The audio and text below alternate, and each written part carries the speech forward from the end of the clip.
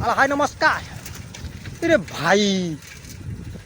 एथर कहले भाई कई मेघ हेनी कि मेघ जे पकेला लो बापा चारिआडे सब समुद्र कर दीजिल बाबा रे। हेलो मिस्टर देडोसुर सॉरी सॉरी सॉरी परे लो बाबा फुड़बे से सब पानी सब जाऊँ माने जरक